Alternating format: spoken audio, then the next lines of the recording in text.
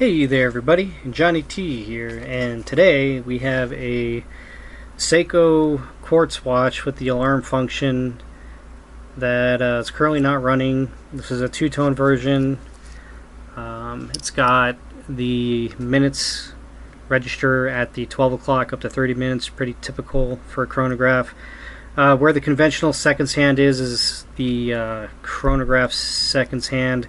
So it does have a tachymeter. It's really difficult to read because of the two-tone nature of it. It's like gray background, gold lettering. Kind of hard to see. Also, this blue is really hard to see too. That says chronograph there. Kind of a weird color scheme they went with. This register over here might be the running seconds hand. And then we've got our alarm dial, which could act as a second time zone. Hands are loomed. These indices are loomed on one point. Like I said, the bezel's fixed. You can't really move it, unfortunately. The MSRP on this watch back in the day was, I think, like 400 to 450-ish. Obviously not worth that much right now. Although it does have a quite nice bracelet for a Seiko, I suppose. This watch is probably worth around 100 today, perhaps, maybe 150-ish. These old Seikos probably, I mean, this one probably came out in the 2000s, I would think, maybe the 90s. They got some collectability. People like them. I can't complain. I mean, they're actually pretty decent little watches. So we're going to replace the battery in this and look into it. Let's see if I could see. So the model number, or the movement number is right here. I think it's 7T32. So that's what I'm expecting. You can usually find that on around this area, usually at the 6 o'clock though. So let's get this bracelet off. I usually like to attack it from the clasp. Just makes the most sense for me. If I could find my device to I really got to get better at this. I keep losing stuff. I'm gonna just attach the Bergeon version. That required me to find my Bergeon tool though, doesn't it? Where did that go, I wonder? Oh, here we go. Okay. So, just remove that. Whoop, I need to stop doing it that way. I just hit my lens again. Okay, so the case back. 7T32, this movement. If you punch in 7T32-6E89, you could find this model. That's not technically the model number, but people who list this watch will usually just use these numbers to list it. So it's a good way to find it. Seiko's really weird about their model numbers. You can't really find it anywhere on the watch itself. You have to, I don't know, reverse image Google search it or something. It's kind of convoluted if you ask me. Okay, let's try and get the case back off. Hopefully this goes well. I'm just gonna go for it. This case back's pretty scratched up as it is. Somebody perhaps as experienced or less experienced than me has taken it off, but that seems to come off pretty easy. Okay, so it's got a, I think that's a Maxwell battery. This does have a piezo element because it is a, this gasket's done. Needs a new one for sure. Seiko Time Corp uses a piezo element. After installing a new battery, I got a short AC and plus. AC stands for All Connect, I think. I can't remember actually. Darn. I usually remember what that means, but yeah, AC and plus on the battery. So, so this is our movement. It is in fact a 7T32B in all of its glory. So the way this piezo works, you see this, so this gold piece can actually come out. I bet I could remove it. Maybe not. But this gold piece, this gold fork here, makes contact, which is on this piezo element, which is why you see these kind of scrapes on it. And this is what's going to give you your alarm buzzing. So sometimes you can lose this. Sometimes it's a spring that just comes out. But this one looks like it's pretty well installed. So if you ever take your watch apart, put it back together, and the alarm isn't working, it's probably because of that. So also, you know, there could be some stuff on the piezo element. You might have to clean the surface of the piezo element so you get a good electrical connection. Okay, so let's go ahead and remove this here battery. Let's get underneath it.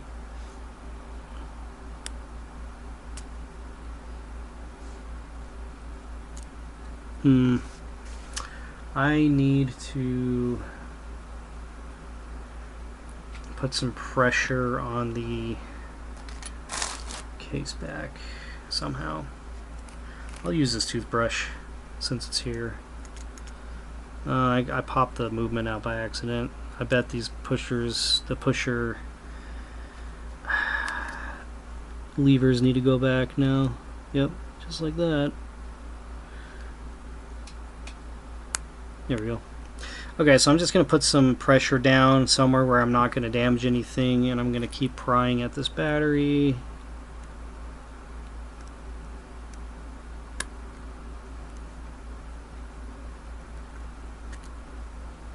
Well,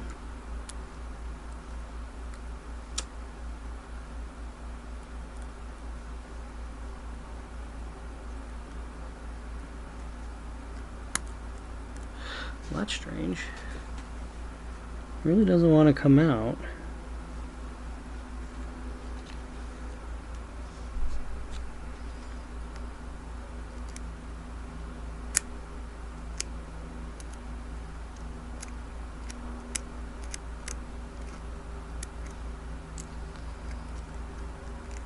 There we go. That was really in there. Okay, now I just need to find my plastic tweezers, which are right on the ground where they're not supposed to be. Okay, so we have a Maxwell SR927. Should be pretty simple to find. I think 927 is about right. So I should have a 927 in here somewhere. Wait, no.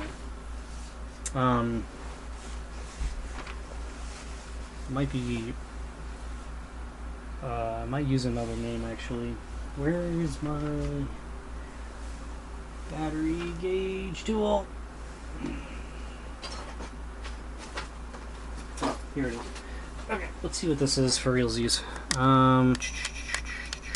Wait, what? Oh yeah. 395399. Yeah, 395399. I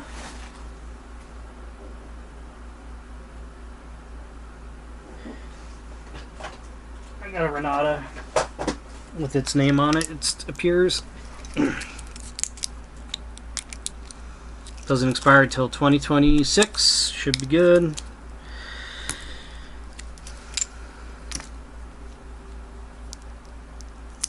Whoa. Cool. Okay, let's just slide it. So the way you want to come in is you see how this gold plated fork is coming up and it comes out like this. Probably want to shove the battery in going this way and just kind of sandwich it between this top and bottom.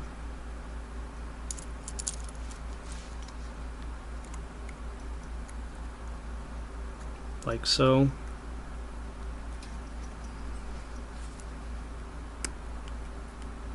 Just like that. And then we have to do a reset. So my tweezers should be conductive. They are brass. So I should be able to do an all reset AC on this, but I wonder if it's running. It is running, okay. So where is the AC pin? Okay, so what we have to do,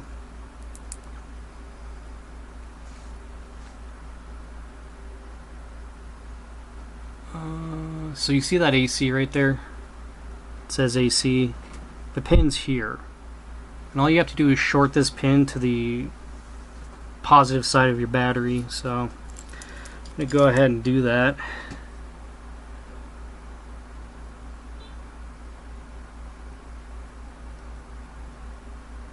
One, two, three.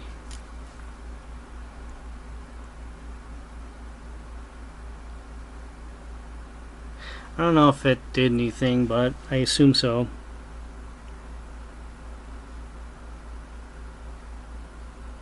Okay, well, I need to replace this very brittle, dried out gasket with a new one. So, where are my calipers? Here they are. Let's just find out what this is roughly. I'll use the case as a reference. 31 millimeter. Okay, let me go grab my gaskets. And let's try 31 millimeters right here. See how that goes. Now I got this cool thing that a watchmaker suggested that I use in the comments. Thank you. It's kind of like a little silicone grease applicator thingy, spongy thing. So I should be able to just drop. So I'm going to make sure the gasket fits first, because the sizing on these is not 100% correct. So, but this one might be a bit larger. Probably just want to put it on the case back, like so.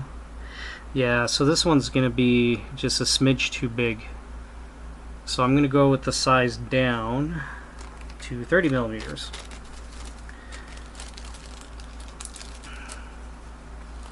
Which should be right here, 30 millimeter. Let's see how much better this fits.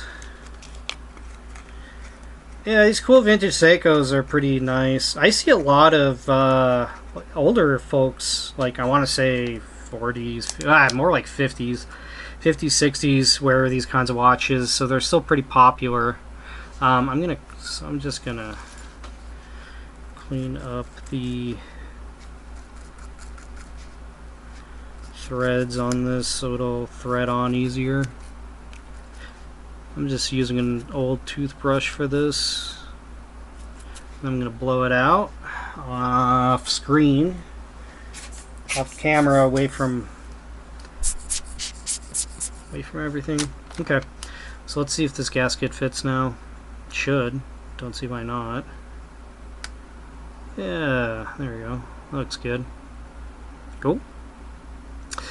Let's grease it up now. So I think all I have to do is plop this in like so, and then I think I just twist this on like so. Maybe I shouldn't do it sideways like that. I think I want this to be in the center-ish, maybe. Like this. And then just kind of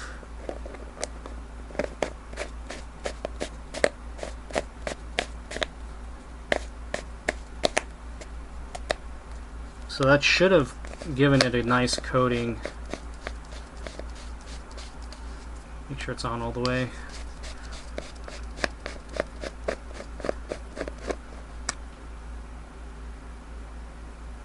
Huh. Should have.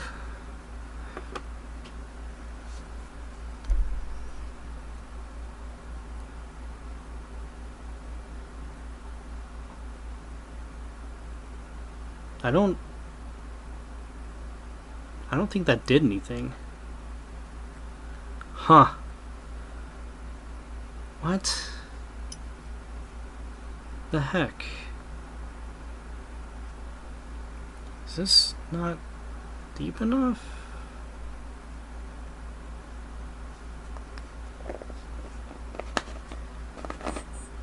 Twist this on all the way, didn't I?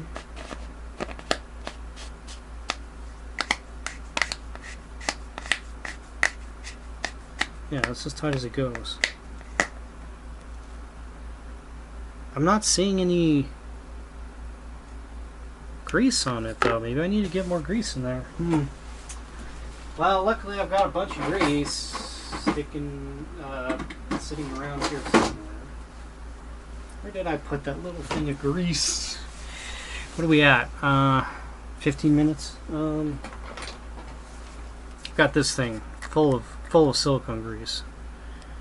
So I assume I should be able to just dig a bunch out and stick it in this other thing, right? I think. I don't see why not.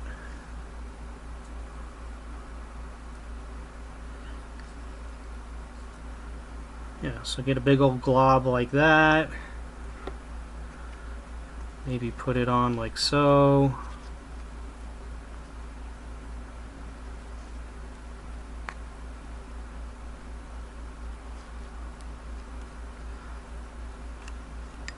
Maybe put a little more in? I don't know. Probably overdoing this. I tend to do that. Okay, don't need that anymore. The stuff is not toxic, I don't think, but might want to double check your MSDS on that. Okay, so let's try this again. This thing really doesn't want to come together.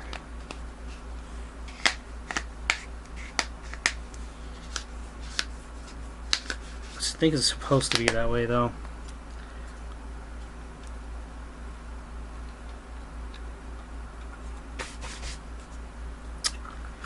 Right on.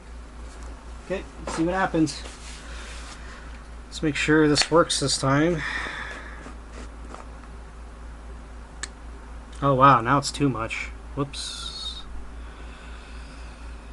Whoa, interesting. Okay.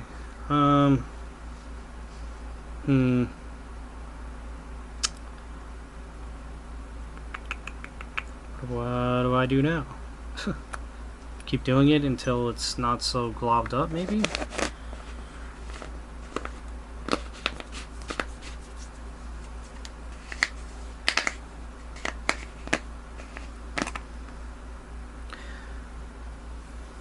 Yeah, I must have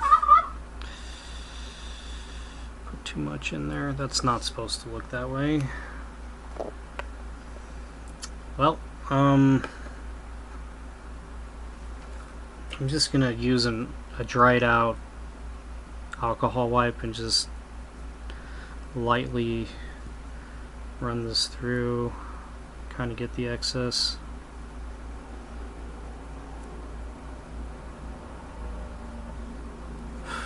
This is so not the way to do this, you guys.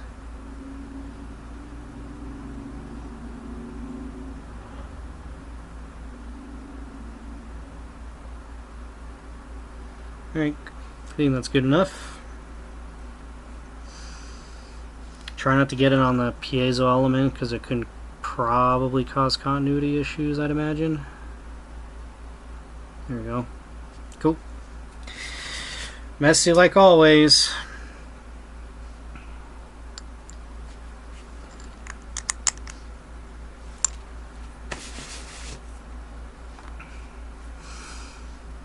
Okay.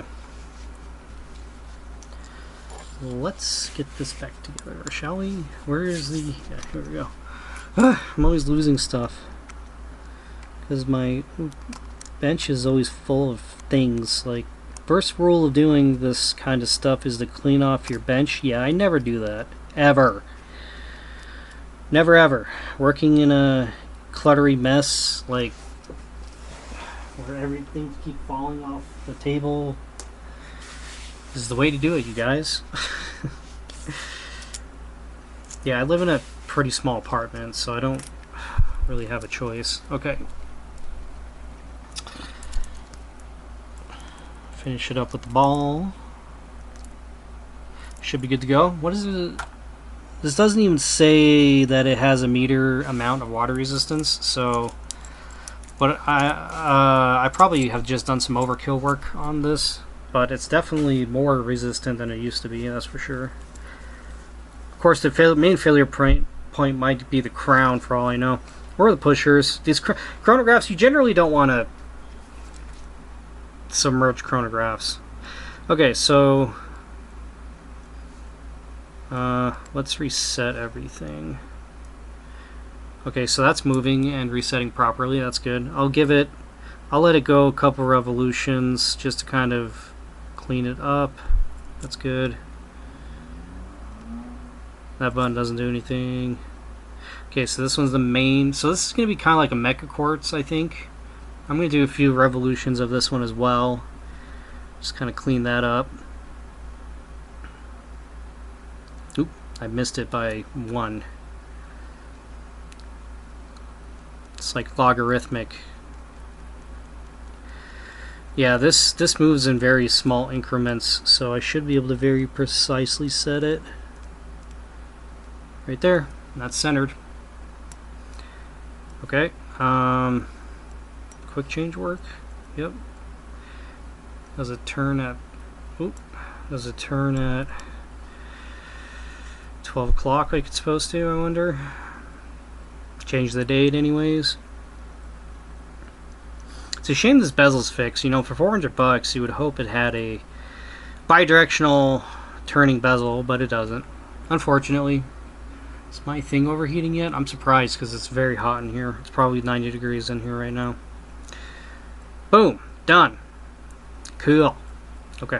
Let's start the chronograph now. That seems to be running. Very good. Okay, so one of the most common things that are wrong with these, in my experience, is the alarm. So I'll test that at a later date. I always forget how to test them. I'll have to look it up. I might add that in the video, though. I will, but I gotta get dimensions and then turn my camera off. Okay, so case size is 40 millimeters. Very nice. Very nice indeed. Lug to lug is 44.4. Thickness is 9.5. And then the lug width, in case you want to change the bracelet out, call it 21 millimeter. There you go. Did the minute change on this? It did. Stop. How do I start again? This? Okay. What if I want to reset it? Ah, there we go. Appears to be fully functional. Cool. I'll figure out how to set the time on, or set the alarm on this, and I'll get a video of that. So I'll see you all in a second. Okay, got it figured out. So what you have to do is you have to set the time first. So you pull this out to position 2, set the time, push the main crown in, and then the second crown you pull out twice, and then you set it to the time, put the crown in, and then if we pull the crown out once,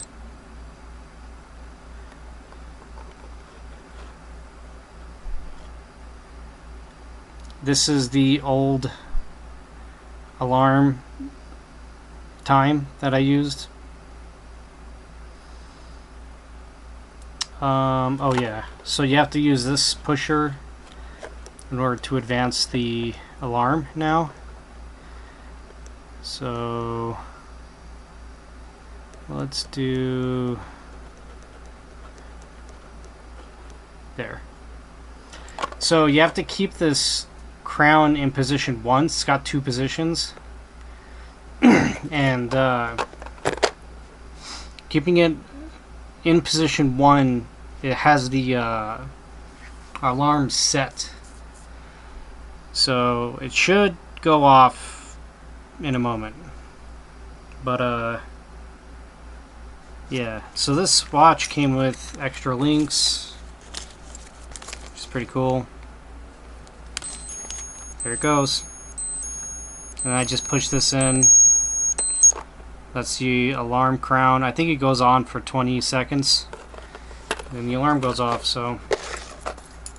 I do have the model number for this watch, actually, because it came with a box. It is sdw388. Yeah, 450 bucks, brand new. Doesn't even have a rotating bezel. Can you believe it? Does have a pretty neat movement, though, if I do say so myself. But yeah, this watch is not worth too much. Like I said, maybe 150-ish is what I might get for this. But it seems to be running pretty well. It is the 31st of July, so yeah, not bad. Just get this bracelet back together and let it run for a month. It's got a Renata battery in it. I don't see why it wouldn't run.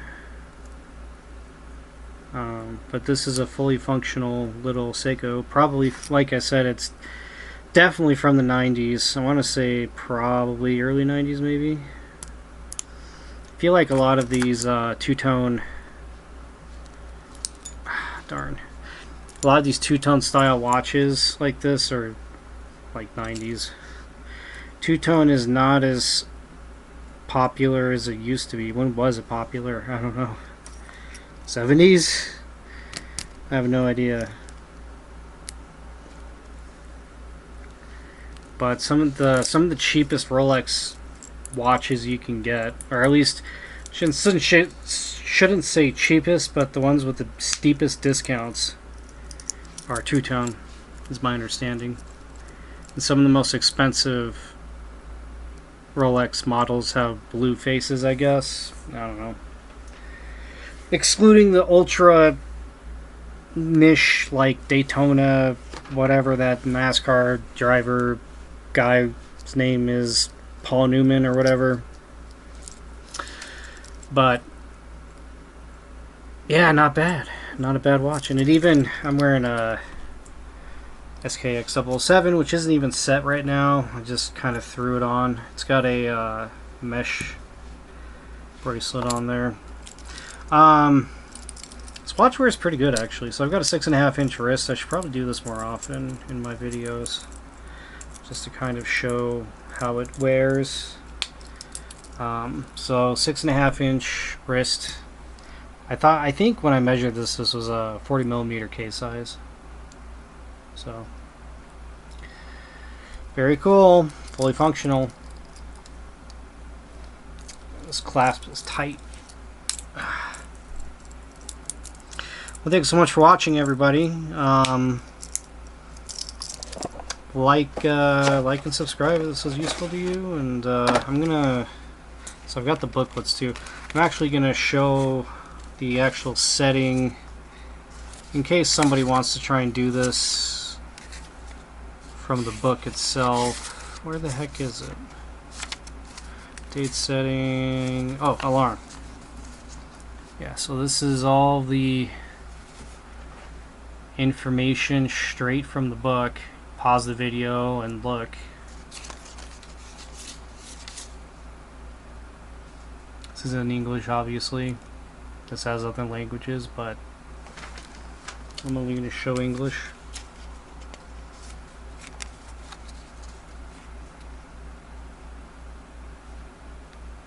Just in case somebody wants to take a look at all that.